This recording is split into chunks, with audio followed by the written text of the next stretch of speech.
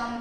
நமக்கு வாழ்வளித்த தமிழ்நாட்டிற்கும் தாய்மொழியாம் தமிழுக்கும் மதிப்புக்குரிய தாளாளர், தலைமை ஆசிரியர், இருபால் ஆசிரியர்கள், அலுவலக அன்பர்கள் மற்றும் மாணவ மாணவிகள் அனைவருக்கும் என் முதற்கண் வணக்கத்தை தெரிவித்துக் கொள்கிறேன்.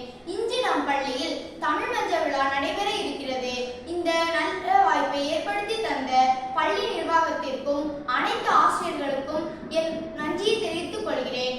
ஆண்டவரை வேண்டி இறைவணக்கம், அருமையான நடனம், கல்வி சார்ந்த பேச்சுக்கள், கண்ணுக்கு குளிர்ச்சியான நாடகம் மற்றும் இனிமையான பாடல்கள் ஆகியவை ஆர்வமாய் மாணவர்கள் காத்து கொண்டிருந்தனர். நம் தமிழ் மொழியையும் தாய்மண்ணையும் போற்றும் வகையில் இந்த தமிழ் மஞ்ச விழாவை தொடங்குவோம். மகிழ்ச்சியோடு கொண்டாடுவோம். நன்றி.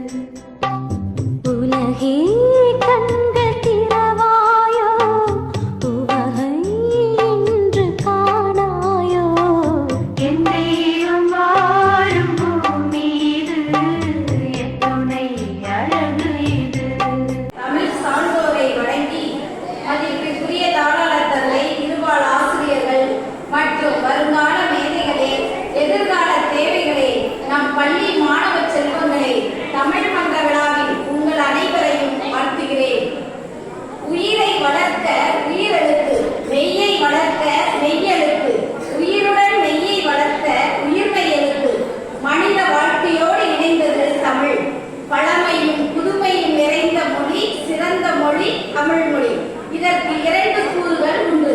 ஒன்று பேச்சு மொழி, இரண்டு எழுத்து மொழி. வாயினால் பேசப்பட்டும் பிறரால் உணரப்பட்டும் கேட்டு உணரப்படுவது பேச்சு மொழி. கண்ணால் கண்டு உணருமாறு வரி வடிவமாக எழுதப்பட்டு பழக்கப்படுத்தப்படுவது எழுத்து மொழி. மொழியினுடைய உயிர் நாடியாக விளங்கும் மொழியாம் தமிழ் மொழியை வாழ்த்துகிறேன். பேச்சு மொழின்னு சொன்னா, அம்மா பசிக்குது, எனக்கு சோறு வேணும் அப்படின்னு கூறுவது பேச்சு மொழி. எழுத்து மொழி என்ன? அம்மா பசிக்கிறது, எனக்கு சோறு வேண்டும் என்று கூறுவது எழுத்து மொழி என்பது மொழியினுடைய அழகை நாம் கூறலாம்.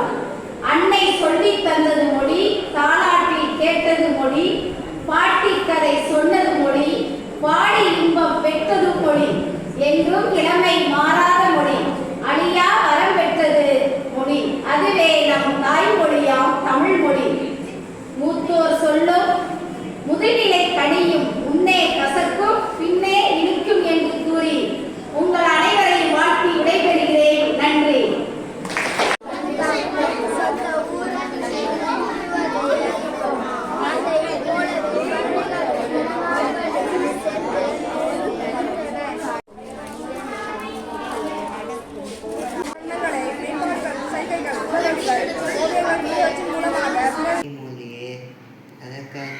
தமிழை முல்லைக்கும் முல்லை உயிர்த்து நரிக்கதியே கண்டி குமரி கடல் கொண்ட நாட்டிலே வள்ளி அது சேர்ந்த மண்ணுலக பேரரசே.